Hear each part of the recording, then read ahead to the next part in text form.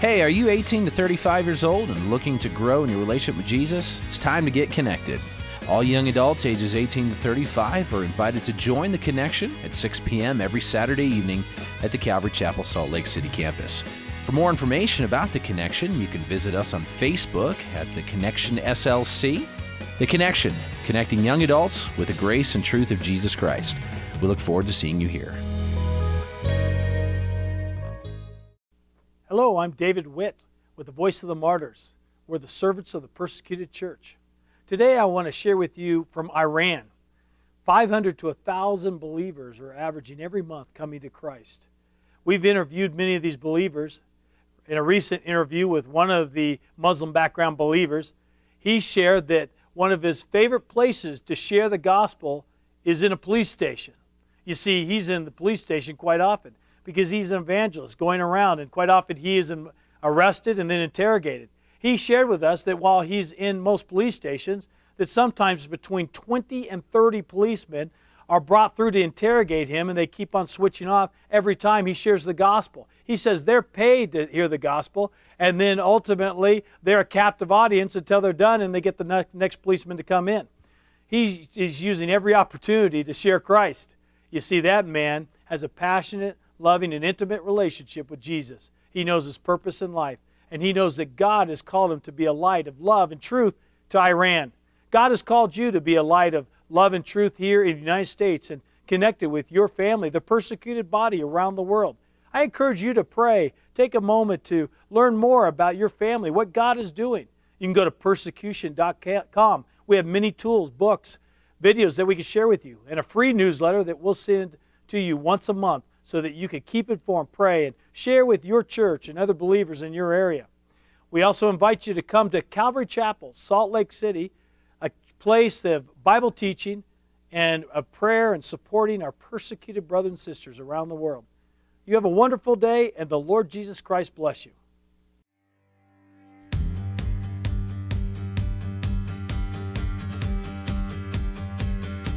The dark is growing, the tomb is reaching now. Oh, but you can't have me. Oh, but you can't have me. The crows are circling, the jackal waits in the dark. Oh, but you can't have me. All right, Jesus has just been there in Capernaum. That is where he's going to make really his, I kind of want to say a base camp. That's where he's going to be at for those 3 years, kind of use that as a place. In fact, they're going to call it his home. We'll see that in the text coming up. It is the home, and they'll recognize that as the home of Jesus, Capernaum. We're in verse 29 of Mark chapter 1. It says, "Now as soon as they had come out of the synagogue, they entered the house of Simon and Andrew and James and John. Simon's wife's mother, his mother-in-law, lay sick with a fever, and they told him about her at once." And it goes on there. So it's interesting as you go to Capernaum. I'm going to encourage you. They gave us another about 3 weeks if you're interested in going, and then we'll close that door of opportunity for you to go this time with us. But there is about a 3-week opening. The airline said on this date. And they give us another month for the seats. So if you're interested in going, you got to let us know. To go to Israel. We'll go to these places. Some of you have already been. And it just really opens up the word to you as you look at the synagogue that Jesus taught in. I'm going to show you some little film clip here in just a minute of it. The synagogue that he taught in. It was a multi-story synagogue, and we'll look at that in just a moment. The interesting thing is about 84 feet from the front door of the synagogue was Simon Peter's house. Who lives 84 feet from the church? Who lives that literally the next door down is where all these events took place. How do we know that's the house of Simon Peter? Well, let's just let's fly over this thing. This is about 2 minutes long. I want to show you, this is very cool. This is a good way to get a picture of this. Let's see if this will play. Going to play. Now watch this. This is cool. All right.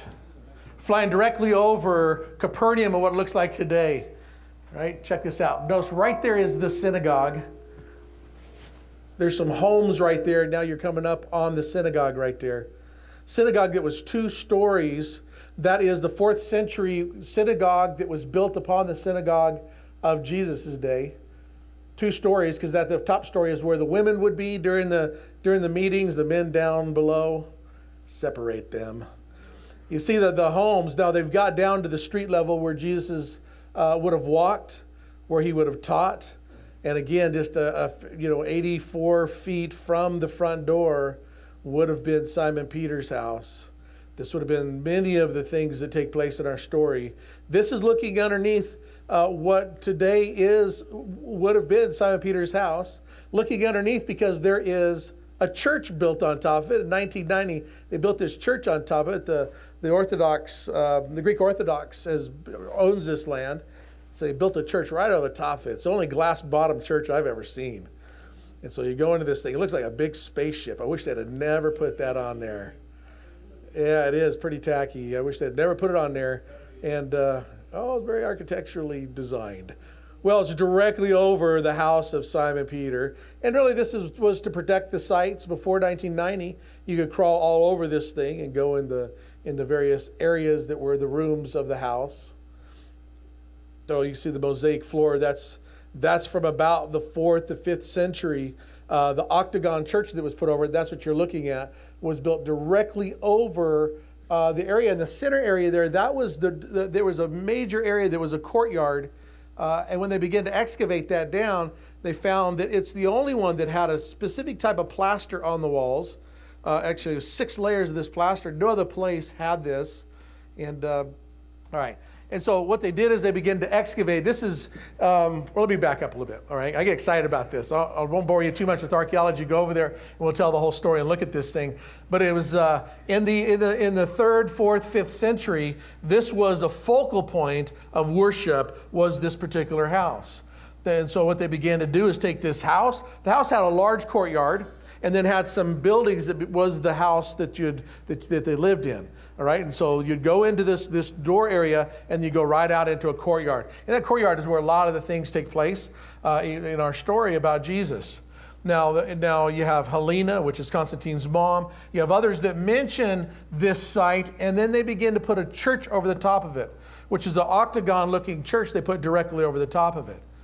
Now, that's in the 3rd, 4th, and 5th century, 6th century, 7th century, and on. Now this begins to, pilgrims are still going over there, but they're really focusing on Jerusalem and not really up in the Galilee area.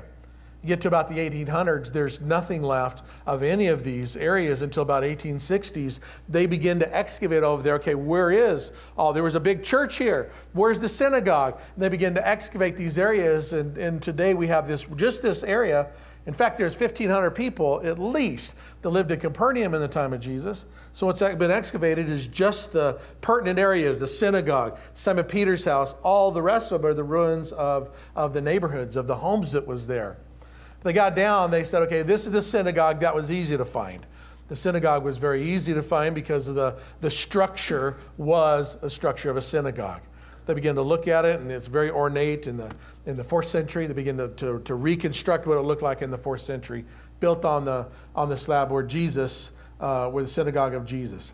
Interesting, again, I'll go short in this, and then we'll get to the text, is that when they found Simon Peter's house, they knew it was Simon Peter's house because in Israel, once holy, always holy. In other words, when you have a holy site, they put a church over it, and a church over it, and a church over it. You go over to the Church of Holy Sepulchre in Jerusalem, where Jesus was crucified. You have a church over a church over a church. And when you go in there, you can see the various layers of the different churches.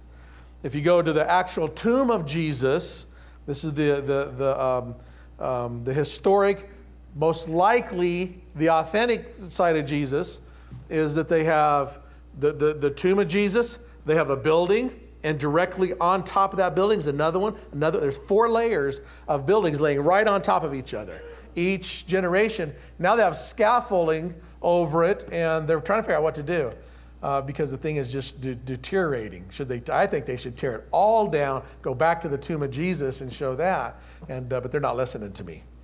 I will help them tear it down. Okay, I'll put all those pieces on eBay. That would be cool. There you go. Go to Israel and you'll see this, and you'll see this whole thing. But on Simon Peter's house, when they got to there, okay, so you have this octagon church. all right, once holy, always holy, so here's this octagon church. They begin to say, okay, now carefully remove the flooring in their most beautiful mosaic floors. You can still see them on display there. And they remove the flooring. Underneath it, what do they find? A home from the time of Jesus. They find a room in this, which would have been the outer walls of the courtyard, the room that had graffiti on the walls. No other room like this anywhere in the Galilee area. The specific type of plaster they used, which is, praise God, they used that because it preserved it. Markings where people had visited that in the 3rd century and the 4th century that had scratched their name on the wall. That said things like, Jesus the Christ in Latin and Greek and Hebrew, had said things like the home of Simon Peter, the home of the fishermen. They get down, fascinating, they get down and they find fish hooks from the time of Jesus. It actually was a fisherman's house. And so you get there, what you're standing there as you're looking in this church, it's a glass bottom church, interesting, but as you look down, you realize this is the very room that many of these things took place. In the synagogue, it's the very synagogue that these things took place. We know exactly where they took place, right? Okay. So as soon as they came out of the synagogue, they entered the house of Simon and Andrew and James and John. So they all came together, and Simon's mother's wife lay sick with a fever. So Simon's mother-in-law was sick with a fever. Now, all indication is that she was a widower. This is why that they lived with her. This would have been the cultural thing. The family would have moved in to help, which ought to be a thing. We ought to be trying to help each other today. But a very cultural thing. Simon Peter's wife, we know that he was married, not only from church history. We know it from 1 Corinthians mentions her, that Peter was taking her around with him. So he was married. He also had kids. We do know that Simon Peter had a daughter that was brought with him to Rome when he was executed in Rome. His wife was executed in Rome, and later on his daughter was executed and buried in Rome. All right, and so you have this big holiday for Simon Peter's daughter. You have her tomb there. She was moved like 4 times. Her body they kept digging her body up and moving her to various churches, because every church kept fighting. Oh, we want the daughter. We want her bones. And so she's moved like 4 times from the original place, and now she's in a church there in Rome where they revere as the daughter of Simon Peter. It gives the Catholic a little bit of fuss if you think about it, because the first pope was married with children. That's a little problem for the Catholics. Not going anti-Catholic on you, but and so they really do not play this up at all. And yet, pretty well documented historic fact about his daughter, how she was martyred, and what went on. So we know that Peter's wife was crucified. We do know that Peter was crucified upside down, saying that he was not worthy to be crucified as Jesus was crucified. Can't imagine that kind of torture. Are you willing to live for Jesus? Man, these people are willing to give it all. They made, and you heard me talk about this story because this is one of the heroes of the faith, is Simon Peter. When they arrested him in Rome, long story, and we got a lot to cover, long story of how he was arrested and what went on there. But as they arrested him, they also arrested his wife. They made him watch his wife be executed first. Can you imagine that? And she was crucified during one of their games, literally where the Vatican stands today is right where the place where he was executed.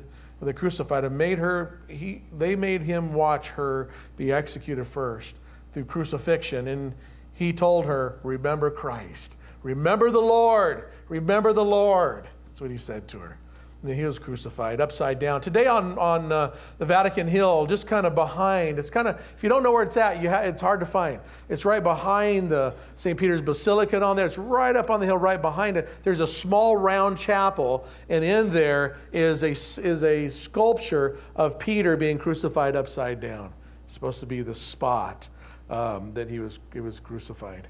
But here his wife's mother-in-law, just kind of understanding that he had a family.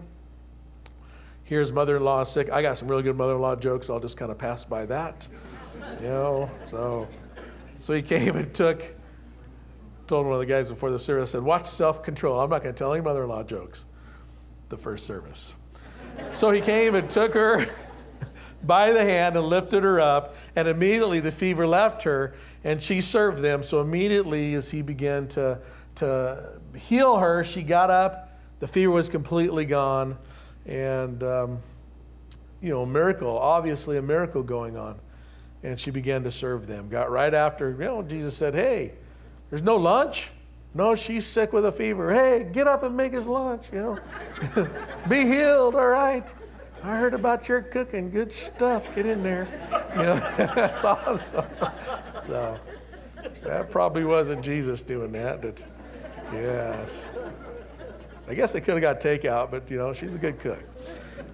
Now at evening, here's the thing. Now Jesus is in there. Jesus is well known because of the healings and the miracles and things.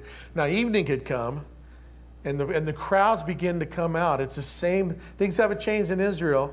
It's Shabbat. It's Sabbath day, and so it's just really calm. They come back from the synagogue. They have a meal together, and when sunset happens, then everybody starts. It's in Israel. It's a big party time. You have Friday, sunset Friday to sunset Saturday is the Sabbath. And so Friday, everything's kind of winding down, a lot of things shut down, half day kind of getting ready for the Sabbath.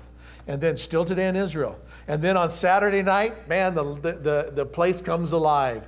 You have, you go down to some of the shopping areas, outdoor shopping, and they're just filled with people and all that. It's Saturday night. The Sabbath is over. It's the same thing. This is not just a small point. When the sun had set, here comes, Sabbath is over, here comes the people. They brought to him all who were sick and those who were demon-possessed. So people came from all over now. The whole city was gathered together at the door.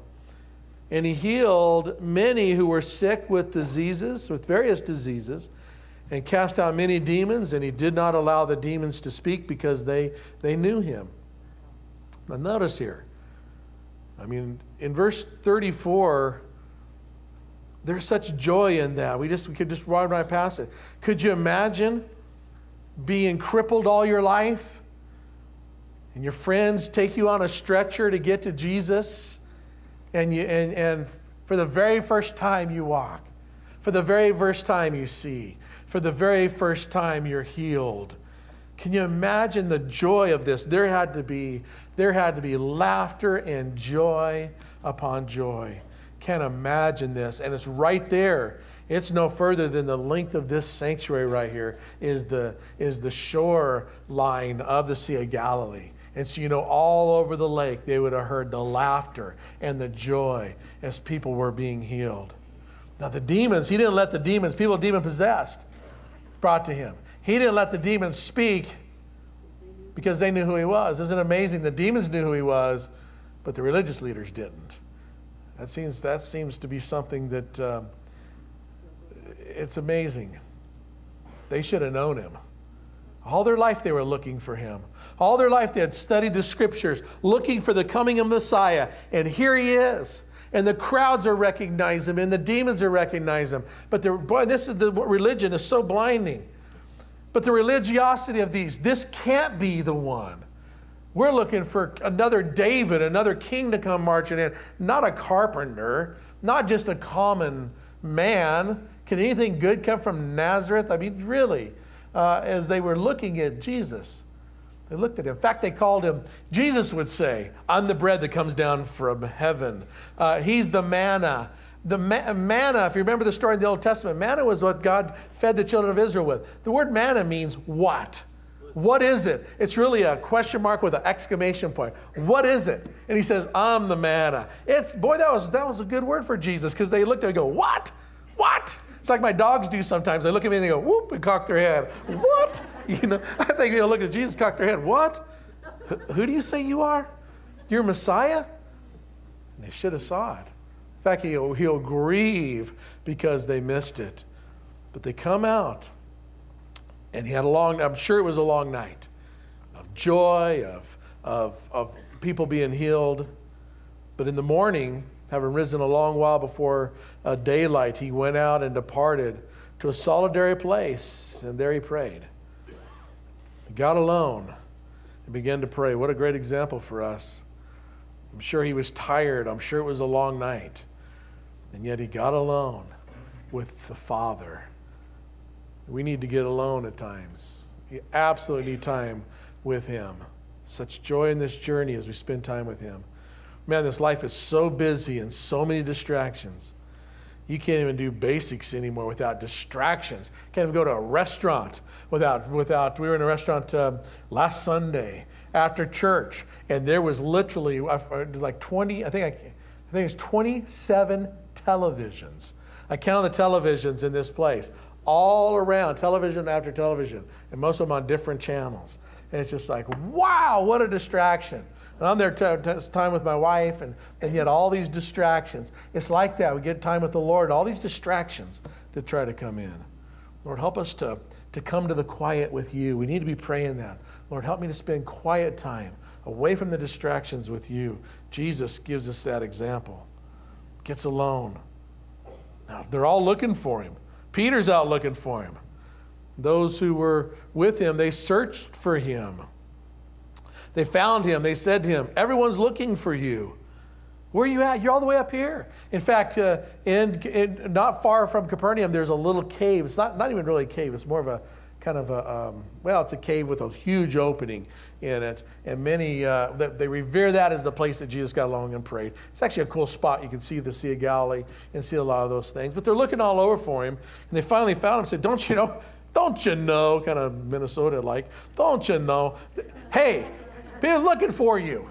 They're looking for you. Well, yes, they were. If you look at the parallel account that Matthew tells us, that they come from all over the surrounding nations to be there with Jesus. And so we're not talking a little group. We're talking a lot of people. Everyone's looking for you, Jesus. Look at verse 38. And he said to them, let us go into the next town that I may preach there also, because for this purpose I have come forth. We're going to go. We're going to stay on track. Opportunity here to get off track and stay on track. And he preached in their synagogues throughout all Galilee and cast out demons. Went from town to town. Now a leper came to him, imploring him, kneeling down to him and saying to him, if you are willing, you can make me clean. And Jesus, moved with compassion, stretched out his hand and touched him. He said, I'm willing, be clean. Leprosy. Luke chapter 5, the parallel account on this one, Luke tells us that he was filled with leprosy, well advanced in leprosy. Can't even imagine the torture of this man. Here you have a man that is in the final stages of this, to where, it's called Hansen's disease today. It's a skin disease, skin disorder, but it affects the nervous system. And so it's very disfiguring. Because you can cut yourself and you don't feel it, right? But also this disfiguring of this disease, it changes your skin color, and you'll break out into sores. It's a terrible, terrible disease. Could you imagine living in the time of Christ, where today they have medications and things? It's still a horrible disease, but in the time of Christ, it was thought to be contagious.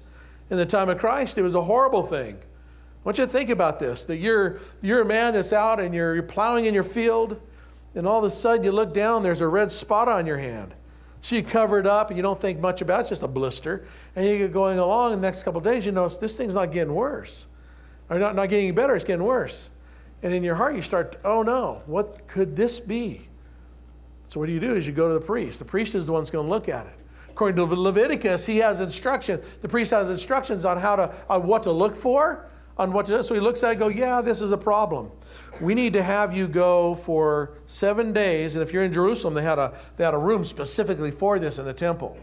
It's the chamber of the lepers. You're going to go there for 7 days. We'll take care of you, kind of a studio apartment kind of thing. You're going to stay there. You're going to stay. Don't come out. We'll feed you and stuff. And at the end of 7 days, I want to see you. And then for 7 days, you come out. No, it's not getting any better. Your family, you're a family man. You got kids, you got a wife. So you go back in for another 7 days.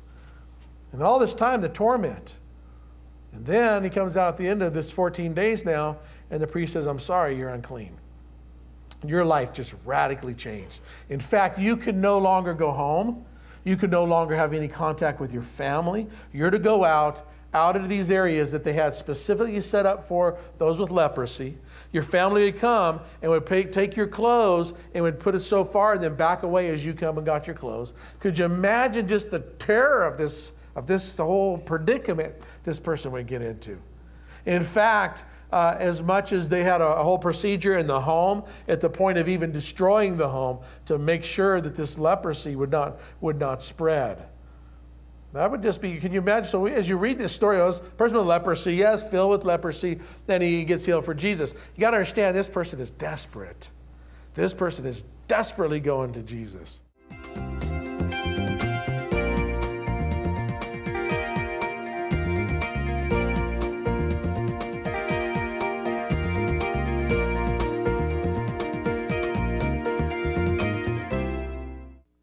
Jeffrey Seif here, Zola Levitt Ministries, coming to you from Calvary Chapel, Salt Lake City, Utah, talking about Genesis. I want you to pick up in your Bibles, verse 7. I'm going to do it in mine.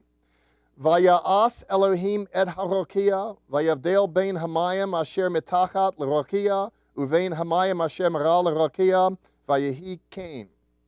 And if you want to read it in yours, it goes something like, God made the expanse and separated the water. And it was so, and God called the expanse sky, and there was evening. Well, I'm getting ahead of myself a little. He called the place sky, and then there was evening, and there was morning, we're told then, finally a second day. Here again, we're looking at something that was introduced earlier, and that is that God separates. We're looking at God here who's arranging a world, who's setting up human experience, well, the stage upon which human experience is going to be played out. Now listen to me on this, please. There's a lot of people in life that are rudderless. Could you derive some benefit from a God who can arrange, who can organize your circumstances, who can help create a life for you that you can then walk out and live out? The reason why I say that here is the stage is being set. Life is going to manifest on earth, and people are going to manifest as part of that living experience, animals and humans alike. Do you know in the New Testament, there was once an apostle, Rav Shaul. You say, I ain't never heard an apostle like that. Well, that's his Hebrew name. Rav is a title for rabbi. Shaul is the Hebrew for Saul. We know him as Paul. Shaul once spoke about how individuals who have received Yeshua Jesus, they can then walk in the newness of life, and they can live out a world and a life that God has prepared before the foundations of the world. Do you know that God has a life for you, a stage that He builds for you, if you'll just reach up to Him and ask Him for it, and then go on the process of discovering it?